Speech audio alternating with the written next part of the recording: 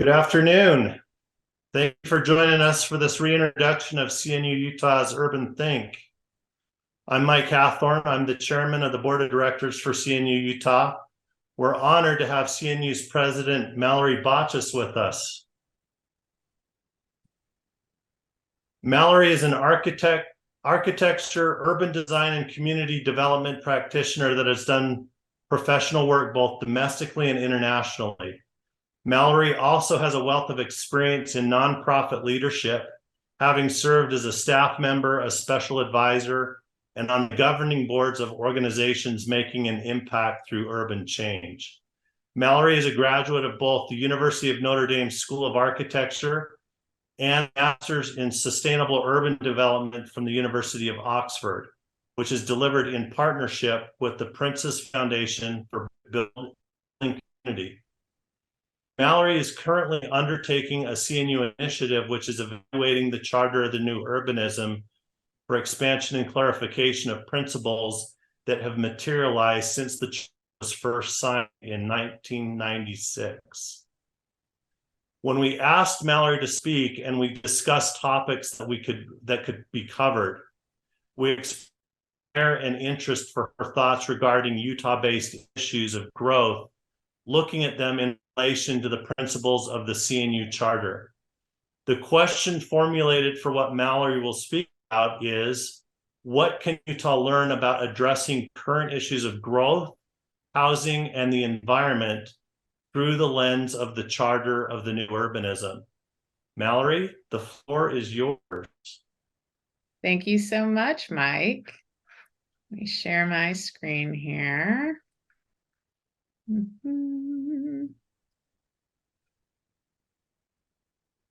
Hopefully y'all can see that well. Yes. Great.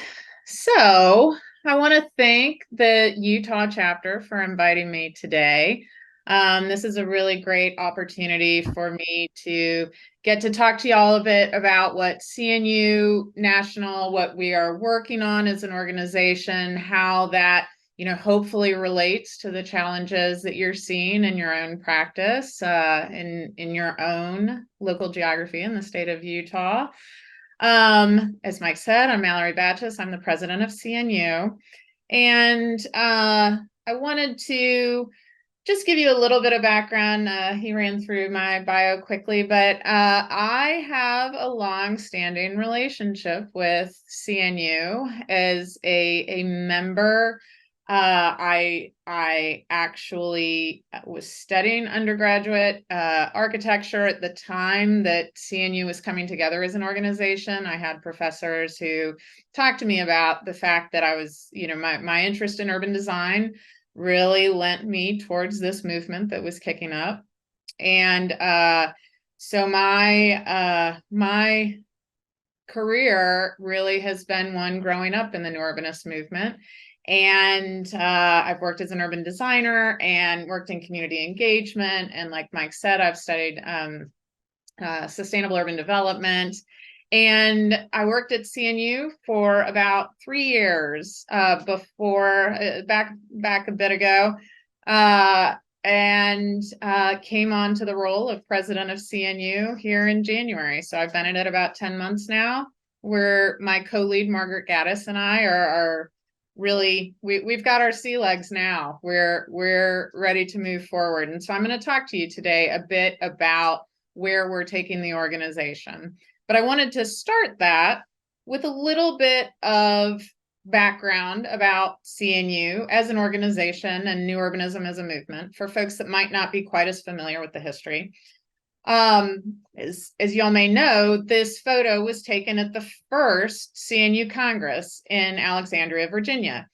It was a gathering that intended to articulate goals for this new idea that these folks and additional folks working on the built environment had coalesced around. It had been coined the new urbanism, and they were looking to build consensus around strategies for how to achieve these goals for improving the built environment. Like I said, I was doing my undergraduate studies in architecture at the same time that this photo was taken. My first position was with DPZ, Liz and Andreas, who are there towards the right of the photograph. And so I'm the first member of what a lot of folks refer to as the next gen of CNU to lead the organization. So these early New Urbanist thought leaders represented the many disciplines that contribute to the built environment: urban designers, architects, planners, developers, engineers, researchers. Hopefully I've covered, anyone listening here, your discipline, or if not, something close. These folks worked together to develop a set of 27 principles describing their vision for an alternative to suburban sprawl. The Charter of the New Urbanism was discussed, drafted, it was heavily debated, and it was ultimately signed by the attendees of CNU's 4th Congress, which was held in Charleston, South Carolina. Since then, it has been spread around the globe and has been translated into 13 additional languages. The first line of the Charter's preamble really helps us envision exactly what CNU is working to repair. The Congress for the New Urbanism views disinvestment in central cities, the spread of placeless sprawl, increasing separation by race and income, environmental deterioration, loss of agricultural lands and wilderness, and the erosion of society's built heritage as one interrelated community building challenge. I would also be remiss if I didn't mention the Canons for Sustainable Architecture and Urbanism. This companion document, finalized in 2009, clarifies what the Charter more broadly outlines for the relationship between New Urbanism and sustainability. The Canons were developed to serve as a set of operating principles for human settlement that reestablish the relationship between the art of building, the making of community, and the conservation of the natural world. Like I said, I was still in school when the Charter was signed, but you will find my name on the signatures of the canons. And the plan on the right is a project I directed shortly before I came to the role of president of CNU. This is the island-wide climate migration plan for the tiny island nation of the Republic of Nauru. My team and I leaned heavily on the canons as well as the Charter as a framework for our designs. So today, CNU's work is rooted in the same rejection of sprawl and embrace of an alternative that is walkable, sustainable, and equity supportive as we were when the Charter was drafted. CNU envisions a world where cities, towns, and neighborhoods are intentionally designed to foster community, preserve the natural environment, and improve lives for all people. Our mission is to make the design of cities, towns, and neighborhoods a part of how we respond to complex urban challenges, realizing the full potential to expand the social, economic, and environmental opportunities available to all members of each community. By highlighting effective design principles and lowering barriers to change, CNU amplifies the grassroots power of our thousands of members to build and rebuild their communities in ways that improve sustainability, increase accessibility, and promote equity. We are a small nonprofit. We have a staff of 9, but we like to say that we cast a long shadow, and our history of membership representing a rich diversity of practices and expertise helps us do so. So I'm here to talk about the vision that we have for the future of CNU, but to do so, I want to first ground that vision in the context it's built on: the destructive and pervasive land use patterns that our organization's founders rejected with their alternative, the generation of new urbanism that has informed both design and policy over the last 30 years, and the relevance of that impact in the face of our current urban challenges. So when the New Urbanist movement was first beginning, the walkable neighborhood was not used as a model for real estate development. Our founders recognized that every industry participating in the built environment, finance, codes, design, policy, development, engineering, they were all biased towards automobile-based outcomes and single-use land patterns. They learned from Jane Jacobs, Christopher Alexander, Holly White, Kevin Lynch, and many others who had begun to shine a light on the destructive and insidious nature of suburban sprawl. Over the past 30 years, we've made extraordinary advances, and also there is an extraordinary amount of work left to do. Despite the ecological, social, and economic harms that it causes, the industrial land consumption model continues to give us more of the same. This New York Times article is from 2019. It documents the extraordinary changes that portions of the US have continued to experience just in the past decade. There's a decade of time difference between these photos, less than actually on the left. I'm sure that this looks familiar to many folks in Utah. And this is what those examples look like on the ground. On the left is a development called Silver Lake in Katy, Texas, outside Houston. On the right is the somewhat infamous retirement development called The Villages outside of Orlando, Florida. You can note that it's nearly impossible to distinguish these two by their land pattern, by their architectural forms, by their relationship to the environment. They may even look somewhat similar to sprawling development in areas around the state of Utah. Still, this is the development norm in every one of our states, as we know. And frankly, if I were to adjust this landscape ever so slightly, these images could be almost anywhere on the planet. So humans haven't always planned in such segregative, monotonous, unsustainable, unadaptable, conforming yet sprawling ways. In the 250 years between the establishment of these two settlements here on the screen, prevailing planning practice has definitely changed its patterns. Lessons from that change are what sparked the new urbanist movement in the first place and what continues to drive CNU. And the lessons can also tell us about what the future holds for cities. At our founding, CNU was this small gathering of radical thinkers.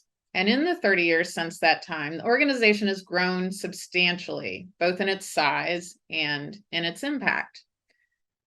Today, CNU has more than 2,500 active members and tens of thousands of practitioners who consider themselves new urbanists in principle and in their work. CNU has hosted 31 congresses totaling 32,000 registrations. CNU 31 this past June in Charlotte topped out with 1,364 attendees. We have accredited thousands of professionals with CNUA certification, including myself. We have awarded 366 charter awards, a program that honors the best examples of new urbanist work, which began in 2001. I've simply pulled some of my favorite charter award winners here. CNU has coordinated 26 legacy projects in Congress host cities.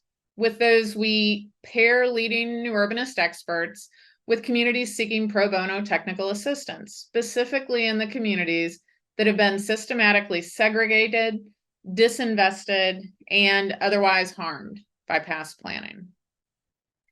CNU has produced 8 Freeways Without Futures reports, which highlight local campaign organizers and activists who are doing the thankless work of revitalizing their communities by literally dismantling their city's segregative urban highways.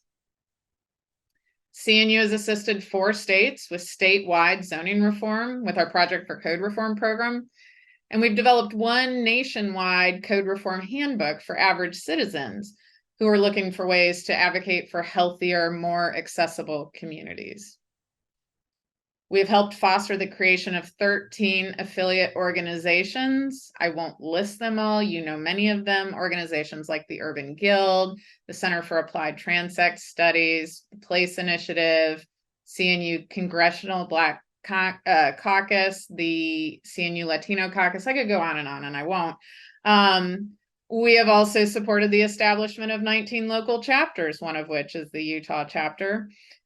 And we've partnered with organizations and agencies at the local, state, and federal level, everything from local municipalities all the way up to DOT, HUD, the EPA, the US Green Building Council, and more.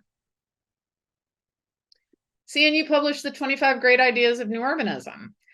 This is a publication that lists 25 key concepts that the new urbanist movement has brought from obscurity to mainstream. It's available on our website. You can use the QR code if you wanted to. But these are now ubiquitous understandings that at the time were really Our members were bringing from obscurity things like a 5-minute walk, the transect, the use of a charrette, form-based codes, etc. These are ideas that common planning practice today has new urbanist thinkers to thank. And of course, there are the built examples of new urbanism. The most known probably is Seaside on the Gulf Coast, but there are thousands of examples of built examples of new urbanism across this country. Seaside was just one of the earliest. It was designed in the early 1980s and constructed over the subsequent decades. It's still under construction and redevelopment today. It's an almost completely unique example of what US development can produce, for sure. It proved, though, that in a single page, you can simply and elegantly code for how a town should be built. The left is the code for Seaside in its entirety. And of course, on the right is an image of what that simple code can create in complexity. These are just a few of those hundreds and hundreds of examples of new urbanism built over the last 30 years. Still, as I said before, this is not the norm. These are outliers, and so much more of the development and land consumption that happens across the country continues to be in a suburban sprawl pattern. So CNU has changed the national conversation on how we design and build communities, but more than 24 million acres of natural land has been lost to sprawl in the US just in the last 2 decades, 24 million. That's an incredible amount. And that simply increases the environmental, economic, and social consequences that diminish urban sustainability. Across the US, and I was just giving a similar talk in the UK, around the globe, cities and towns are contending with these systemic, and you might even say existential crises that sprawl only exacerbates, right? So in response, the vision that CNU has demands further development of innovative solutions and strategic outreach that improve the urban fabric by centering people in city building. We're celebrating at CNU, we're celebrating our 30th anniversary this year. And I like to say that we're at a strategic inflection point. It's an opportunistic moment where change is inevitable, for good or bad. After a generation and with so many compounding and correlating urban crises, the future of CNU must change. The question is, how will that change be strategically different in order for the organization and the movement to meet our mission? The answer to that lies in understanding that CNU serves as a key knowledge aggregator. We collect, prioritize, and disseminate best practices in urban policy and design, and open doors for our members to enact meaningful change in their communities and the communities that they work in. Our members are the local actors, implementing context-informed, community-based solutions to complex challenges. This collaboration with our members allows CNU to have a widespread impact on hundreds of communities across the country without compromising on local community-driven change. Over the summer, we've been working internally at CNU to revise our strategic plan to better demonstrate where our focus will be over the next 3 years. The first pillar of that updated strategic plan is reforming detrimental regulations. Despite 30 years of advocacy, despite the adoption of ideas embedded in the charter by APA, AIA, and other allied organizations, you all know as well as I do that most regulatory regimes still prioritize the spread of placeless sprawl over the creation and recreation of coherent communities. So legalizing the design and implementation of urbanism that's rich with diversity has the capacity to improve the physical and psychological well-being of individuals and raise public health as a result. Furthermore, fair access to the environmental and economic and social and cultural benefits of urbanism is a hallmark of a just approach to community design. And it's an outcome embedded in the best of what new urbanist principles bring to our cities, towns, and neighborhoods. The Charter provides us a framework for urbanism that can produce not only beautiful and lovable communities, but ones that are healthier and more supportive for all members of society. So the design-focused principles of new urbanism must permeate any policy reform impacting the built environment at every scale of governance if we're going to meet our mission. We already bring important proofs of concept as CNU. I talked about the project for code reform and the work that we've done there, and the highways to boulevards programming work, and those freeways without futures reports that I already highlighted. But over the next 30 years, CNU must do substantially more to build bridges between the need and the funding for expertise in legalizing walkable urbanism, and connecting that to those experts themselves, including, I imagine, many of you listening to this talk today. Across the US, 75% of land zoned residential only allows single family houses, which obviously leads to less housing, limited types of housing, less supply and more demand of housing, and less access to quality urbanism for more and more people. To repair this, we need to reform those local zoning codes. There are 42,000 units of local government with zoning oversight in the US, and CNU has tracked that somewhere around only 1,000 communities have undertaken zoning reform. We have a long way to go. There's data to demonstrate that density alone does not solve the housing crisis that average wage earners are facing, and that in fact the market benefits from rezoning. But I also want us to consider that access to other systems that impact equity, transportation, labor, education, health, open space, are dependent on a level of urban intensity that a predominance of single-family housing wholly undermines. This slide shows Churchill North, an infill neighborhood of low and mixed income residents on the east side of Richmond, Virginia, which is designed by a CNU firm, Torty Gallis and Partners, you may be familiar with. And this neighborhood revitalization delivers 250 mixed typology and mixed income homes, a neighborhood center, a variety of park spaces, complete streets, and defined blocks on 22 acres of infill development. This public housing revitalization project is a model for how mixed income, mixed typology, mixed tenure, and mixed finance affordable housing redevelopment can happen. And importantly, it required a slew of policy reform mechanisms in order to be built. Everything from zoning to finance. We have to make this legal and easy across the country. So that leads me to the second pillar of CNU's strategic plan, equalizing access to affordable urbanism. Roughly half of the American public sees affordable housing as a major problem in their communities, and an additional third reports that they are at least very concerned about affordability. Lack of affordable housing continues to expand up the income ladder. More and more people at higher and higher levels of income are feeling the pressure of housing costs. And that's pushing legacy residents out of their own neighborhoods and forcing both prospective renters as well as homeowners to further out into sprawl to drive until they qualify, we often say. Our movement has, again, a long history of advocating for diversity in our cities, towns, and neighborhoods.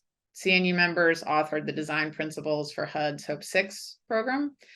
And I already mentioned the legacy projects that we do every year in conjunction with our annual Congress. But to adequately meet our mission, CNU must do more to advance design and policy solutions to the drastically rising unaffordability, segregation, and displacement on display in most cities in the wake of urban reinvestment. It's an enormous task, but CNU must support every one of our members in centering equity within our collective city building work. As a national organization, CNU is focused on the context to this crisis, which is that nearly 4 in 10 American households rent their homes, and almost half of those folks are rent burdened, spending more than 30% of their income on housing. More than 10 million renters spend half or more of their income on rent, and these numbers are climbing. Many of the regulatory conditions that push this outcome were born from redlining, the racist and classist intentions to limit where poor or minority persons can access housing. So outdated exclusionary zoning is clearly a crucial piece of the housing affordability puzzle, but it's not nearly the only one.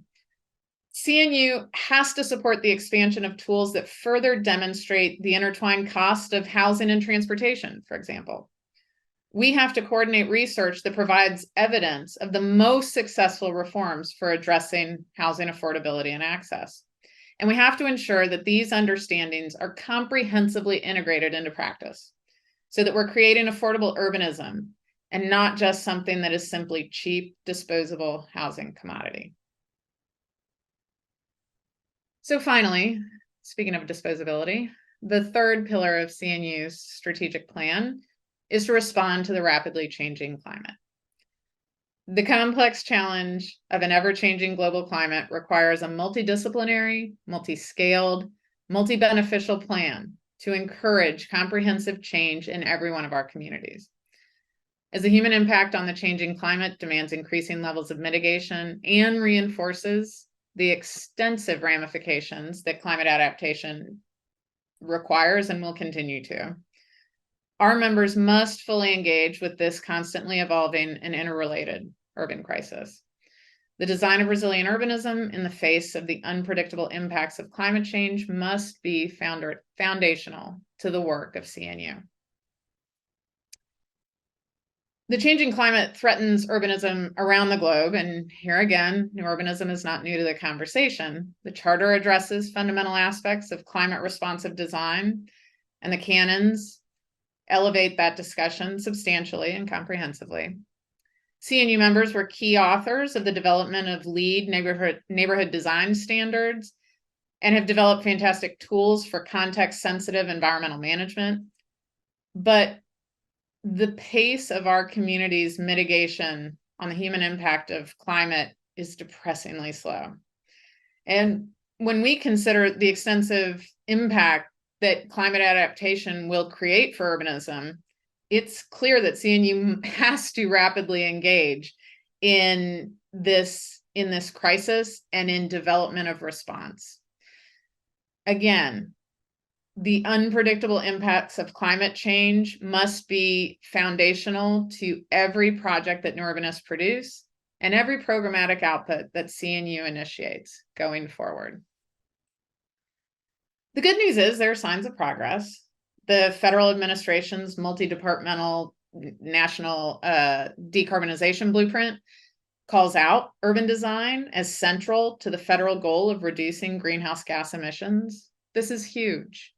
And this blueprint mobilizes, as you know, not only the Department of Transportation, but the Department of Energy, the Department of Housing and Urban Development, and the EPA as well. Along with the mobilization, over the next 5 years, states are going to be receiving $350 billion federal dollars to respond to this charge. But federal policy doesn't necessarily translate into state action, let alone local impact. Many states are still using federal dollars to pursue multi-billion-dollar highway widening projects. And obviously, those additional billions of VMTs that expanding highways produce through induced demand only continue to contribute to rising greenhouse gas emissions, which directly result in further global warming.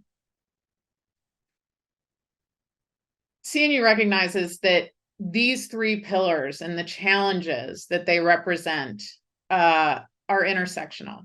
Existing land use regulations routinely prohibit an urban environment that provides equitable outcomes for all members of the community, while simultaneously reinforcing the disparate impacts of the changing global climate onto those same communities that have been disinvested for generations. To put that more simply, climate impacts are likely to be more severe in the neighborhoods that bear an historic legacy of malinvestment, where land use regulations are least likely to support the vision that CNU advocates for. So how does CNU go about implementing this strategic plan and leveraging our membership of 2,500 plus practitioners, including y'all. Since I became president of CNU this past January, my co-lead, our executive director, Margaret Gaddis, and I have been building programs and initiatives to respond to the 3 challenges CNU has prioritized. But as you hopefully know, the core program of CNU has always been our annual Congress. And although the strategy for the future will require a reach far more vast than our single yearly gathering, it's a key way that we're putting our strategic plan into action. That's what I want to talk about in a little more detail.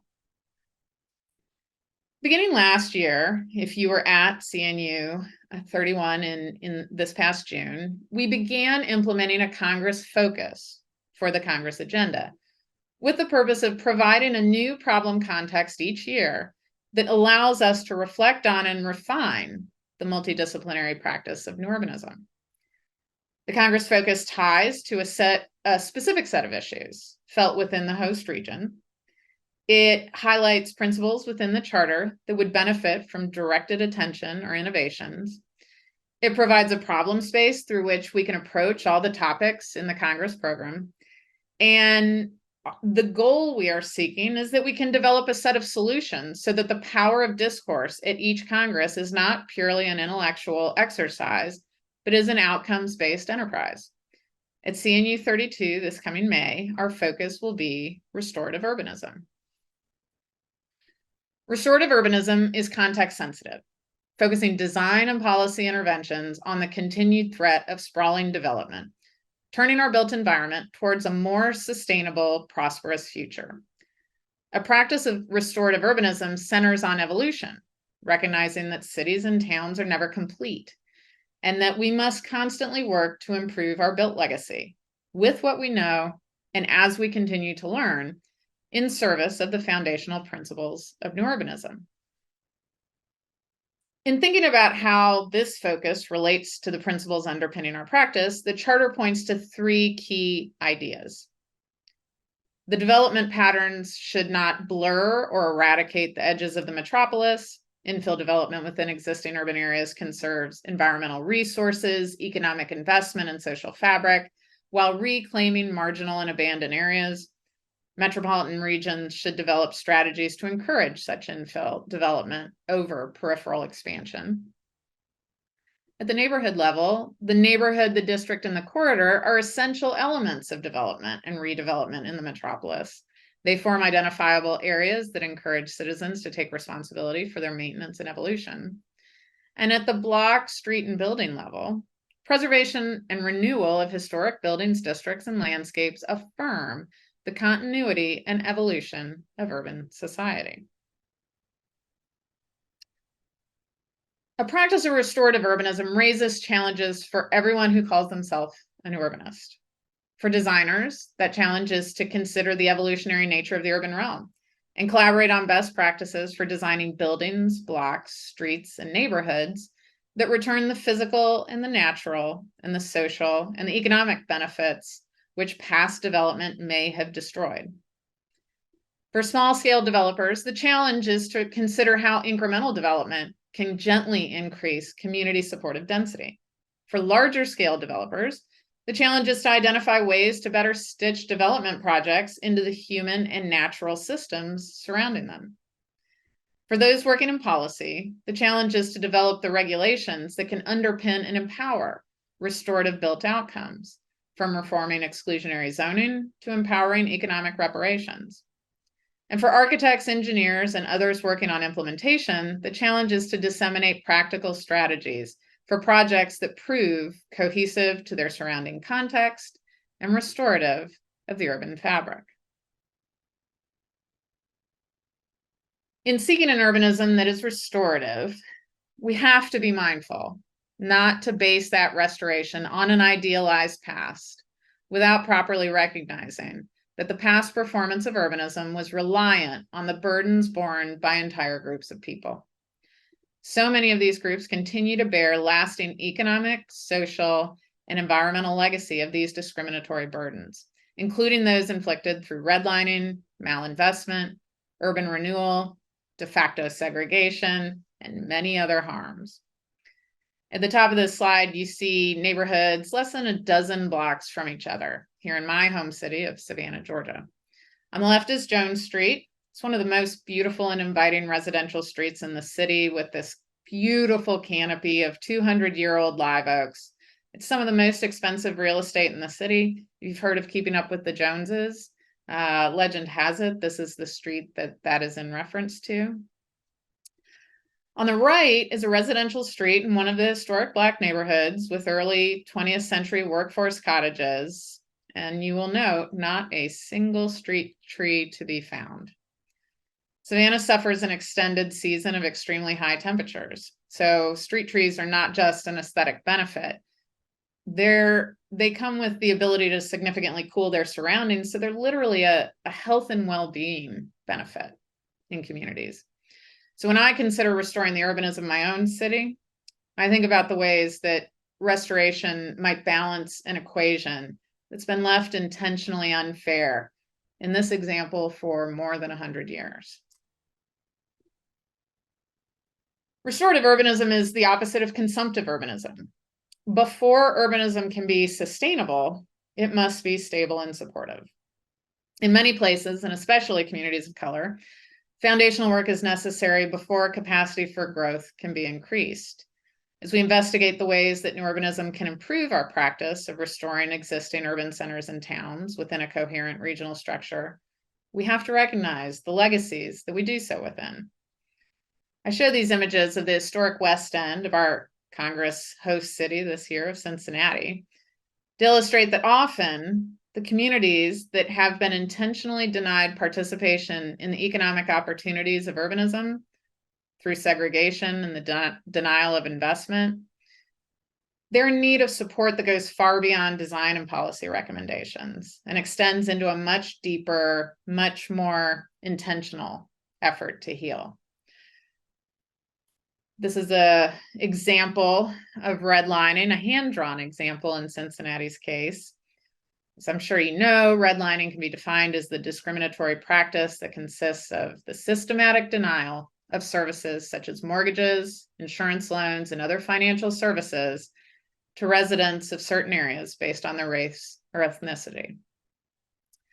The community of Avondale, there in the very center of the map, demonstrates the redlining that happened in Cincinnati and was the neighborhood where during the long hot summer of 1967, if you're up on your civil rights history, where it was the neighborhood in Cincinnati where like 158 similar riots across the country, rioting broke out, racial, civil rights rioting broke out in Cincinnati. The damages of those events landed within a much more broad history of harm for the community. And there's now critical supportive reinvestment happening in Avondale, and you'll learn about some of that at the Congress.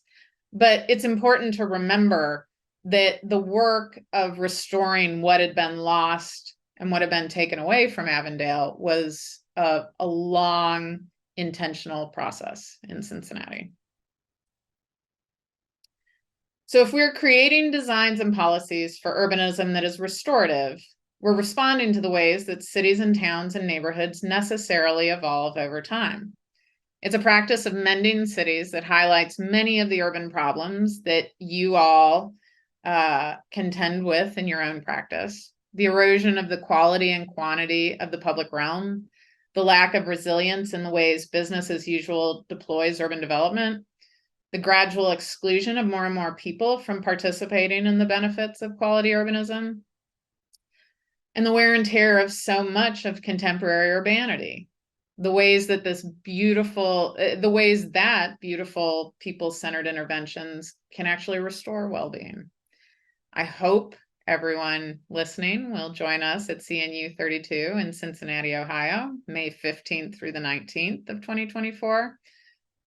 We'll be coming together to explore the 52 neighborhoods that city's known for, which are using restoration as a key component of urban growth, including approaches to incremental development, redevelopment, adaptation of historic resources, and environmental conservation. There are specific ways that CNU's strategic priorities align with the practice of restorative urbanism. Here, Brookings has reported that existing office space use averages less than 50% across major US downtowns. I don't have the numbers for Salt Lake City, but I would suspect that it is down in Salt Lake City, as it is in most major cities across the country. Vacancy rates are increasing. They're over 27% in San Francisco, over 16% in New York City. Downtowns full of office space have intricate ecosystems that relied on the activities of people during particular times of the day or with particular needs when they were a business-focused district. So a shift in office-led activation casts a broad shadow. So many small businesses like restaurants and convenience services are struggling or closing due to lack of customers. And some urban transit systems are buckling under ridership loss as well. There are cities that are already exploring ways to respond. The city of Boston has announced a public-private partnership for office to residential conversion. But as this Brookings research notes, conversions are only even feasible for some building floor plates and are expensive to execute, even in cities that are under severe housing shortages. Potential conversions would only yield a small portion of needed housing as a result. So downtowns are a tiny fraction of land in most US cities. So we obviously, do not want to only focus on office to residential conversions as a solution to housing, but they're an interesting problem space that CNU is turning our attention towards. How can we make more livable, walkable, multi-use, multi-dimensional urban downtowns? Next, I want to hit parking, which is always something folks enjoy debating to one level or another. Interestingly, the pandemic, for all of the difficulty that experience levied on so many of us, it showed us that there are a variety of ways that we can use surface parking in more restorative ways. The change in use and movement patterns in cities during the pandemic really shone a light on something that I think for many of our longtime new urbanists, we've been saying this for decades. Most cities have far too much parking. Overtaking these spaces and surface lots with outdoor dining space was a pandemic-specific approach that many cities have held on to, but it's not the only way to adapt excess parking. In some cities, there's surplus parking is being turned into housing, especially in cities where the housing crisis is hitting strongest. San Francisco is chief among those. But they're also being turned into parks. Dallas and Detroit are examples of this. And San Diego has used the opportunity to convert a former parking lot into a restored wetland. Talking about cars, even more important in this challenge of restoring our cities are the vast expanses of street networks built explicitly for vehicular speed. This image is courtesy of my friend Chuck Marone, who I'm sure you all know at Strong Towns. Chuck talks a lot about Stroads, this terrible so-called futon of transportation, a thoroughfare that neither creates a comprehensive urban environment of buildings and spaces and movement and amenity that centers the human experience, nor does it create a high-speed vehicular connection between these human-centered places. Instead, it's a dangerous, arguably deadly combination of high-speed highway design geometry with pedestrians and bikers and turning traffic. They're expensive to build and maintain. They undermine economic vitality of their surroundings as well. They're a disaster. And they are the pervasive roadway design across the US. I'm sure you are immediately thinking of many that you know and have to navigate. This one could be in Utah. I don't actually know where this photo of Chuck's is from. It could be anywhere, right? They're endemic to so many places, and they're the opposite of urbanism that restores the well-being of individuals and communities. Reforming these local street networks to eliminate Stroads and enacting complete streets policies to right-size existing streets and reducing pedestrian danger works hand in hand with the trend towards increased adoption of alternative transportation modes.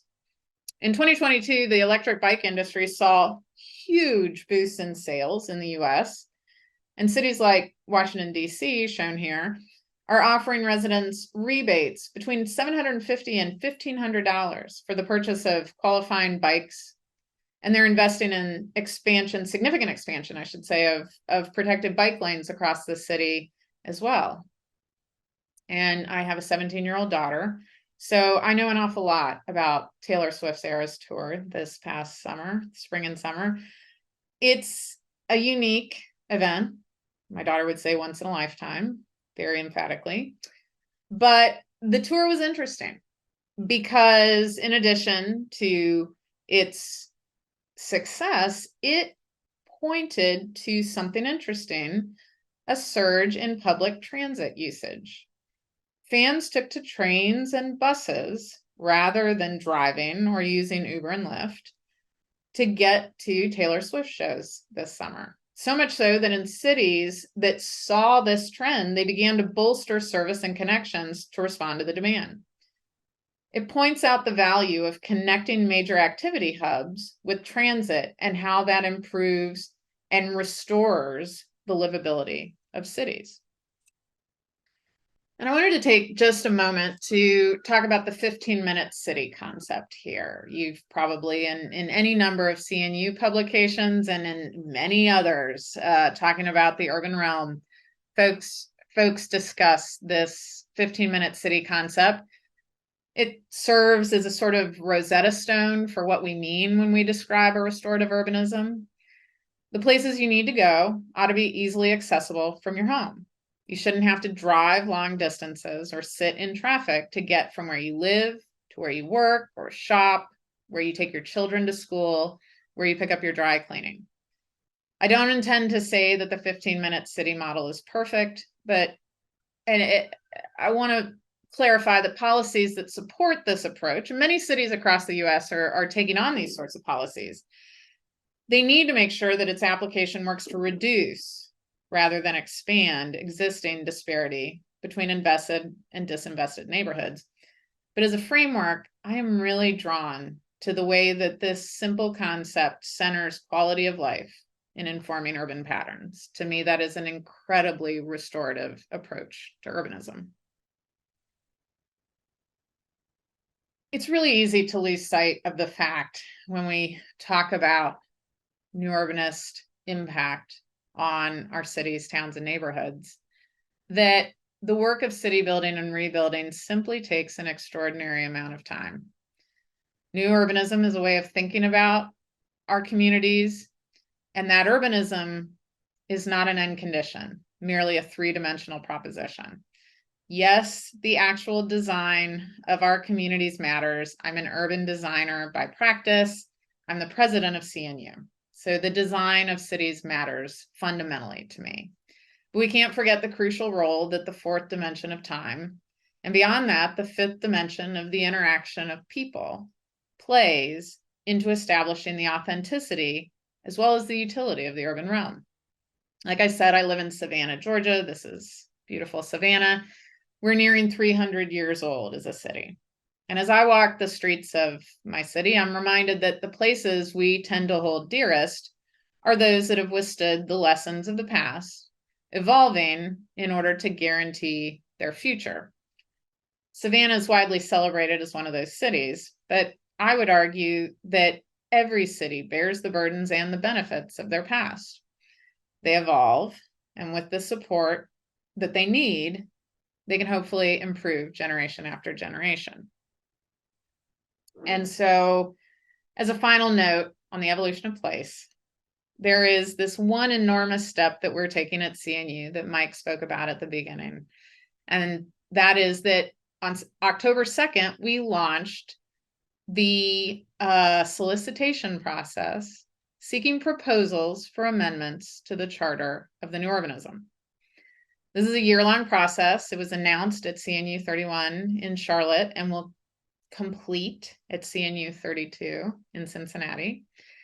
And it's intended to elevate those aspects of our shared practice that the majority of members might consider fundamental to our vision, though not explicit in the charter itself.